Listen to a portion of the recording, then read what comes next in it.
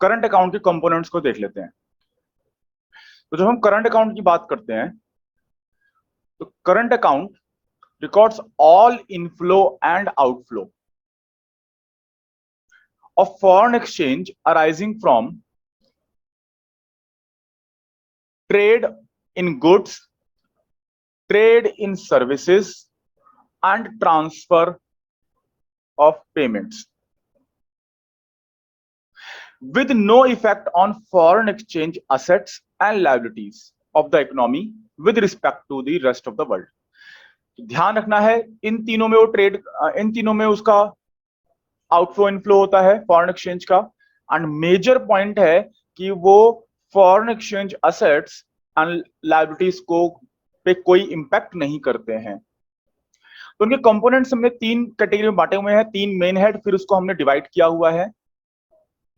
Trade in goods की अगर हम बात करें तो इसको हम विजिबल आइटम्स भी बोलते हैं या मर्चेंडाइज भी बोलते हैं।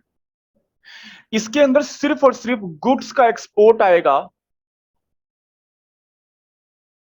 और गुड्स का ही इंपोर्ट आएगा, नथिंग एल्स। और जब हम इंपोर्ट एक्सपोर्ट की बात करते हैं, एक एग्जांपल ले लेते हैं कि भाई मिस्टर ए थे, मिस्टर ए जो हैं ये विदेश गए घूमने, इंडिया से बिलोंग करते हैं, विदेश घूमने चले गए, विदेश घूमने गए ये, और वहां पे जाके कोई इन्होंने कुछ परचेज या शॉपिंग वॉपिंग कर ली। तो सर क्वेश्चन ये है कि क्या ये इंपोर्ट का पार्ट बनेगा? तो आंसर है नो। कोई भी इस तरह से tourist rest of the world में जाके अगर शॉपिंग वगैरह करता है या कुछ भी एक्सपेंसेस वगैरह करता है तो वो इंपोर्ट का पार्ट नहीं बनेगा।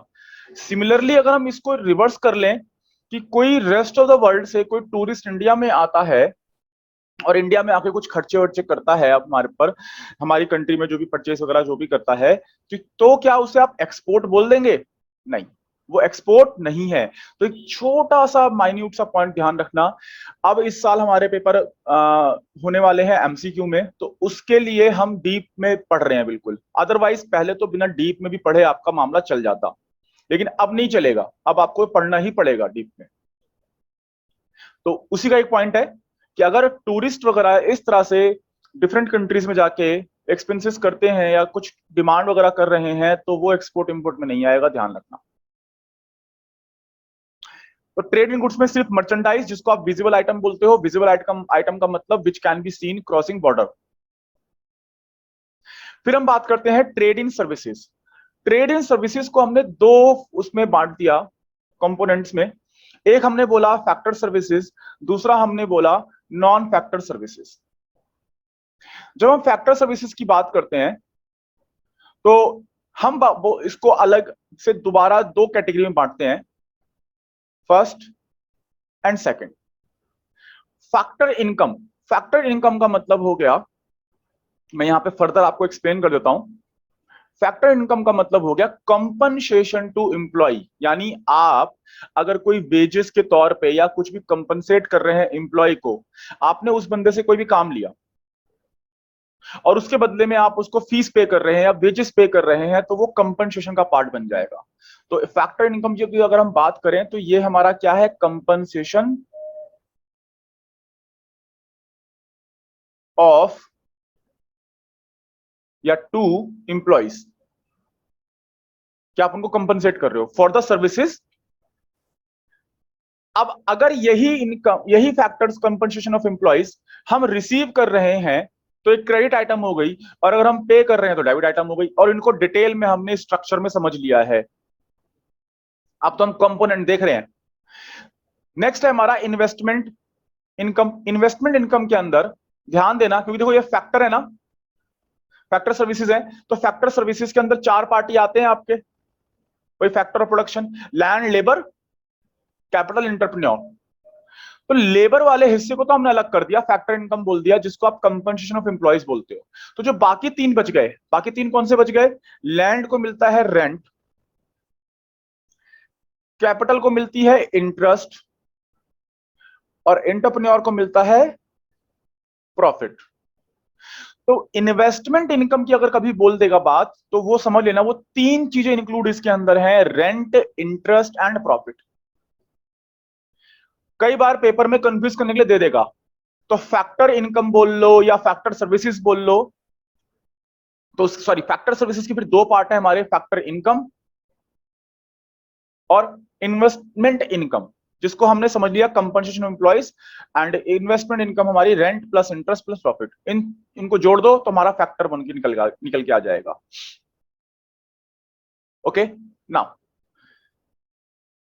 फिर हम बात करते हैं non factor services. Non factor services basically कुछ नहीं, जो इन चारों को छोड़ दो और इन चारों के अलावा हमारे पास जो भी बच जाएंगे वो नॉन फैक्टर सर्विसेज हो गई। मैंने कुछ एग्जांपल डाले हुए हैं आपके लिए, shipping, banking, insurance, tourism, software services. बहुत सारी कंपनियां सॉफ्टवेयर वगैरह प्रोवाइड करते हैं ना, एंटीवायरस वगैरह टाइप कह लो या कुछ और कह लो। तो ये सारी हमारी नॉन फैक्टर सर्विसेज के अंदर आ गई। और ये हमारी आएंगी ट्रेड इन सर्विसेज। सर्विसेज को हम बोलते हैं which can not be seen crossing border, जिनको आप बॉर्डर क्रॉस करते समय नहीं देख सकते, वो हमारी सर्विसेज आ गई। प्लीज ध्यान रखना, पेपर में इसके ऊपर पूछा जा सकता है कुछ भी।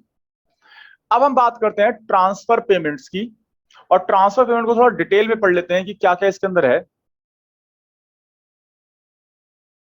ट्रांसफर पेमेंट में हम कहते हैं कि देखो, ये नेशनल इनकम में हमने पढ़ा हुआ है कि it comprises all the receipts and payments between residents and non-residents for which the provider does not receive goods, any goods or services.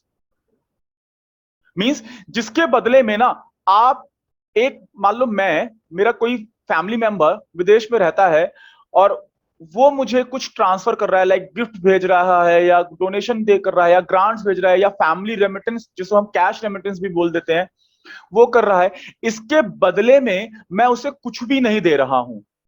भाई मान लीजिए मैं ही विदेश में जाकर रहने लग जाता हूं, तो मेरे माँ बाप अगर इंडिया में हैं तो मैं उनको कुछ पैसा भेजूंगा, उनको जीवन यापन के लिए, लिविंग के लिए।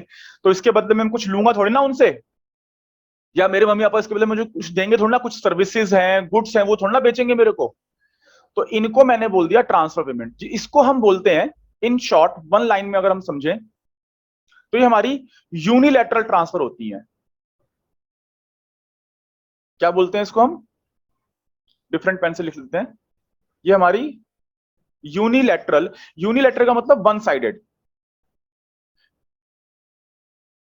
यूनिलैटरल पेमेंट्स या ट्रांसफर्स। अब भाई अगर यही आप रिसीव कर रहे हो तो क्रेडिट आइटम हो गई, और यही ट्रांसफर्स आप पे कर रहे हो, रेमिट विदेश में कर रहे हो, रेस्ट ऑफ द वर्ल्ड को कर रहे हो, तो ये आपकी डेबिट आइटम हो गई। ध्यान रखिएगा। ओके, नाउ डिटेल में हमने इस चीज को देख लिया, हमारे कंपोनेंट्स पूरे हो गए।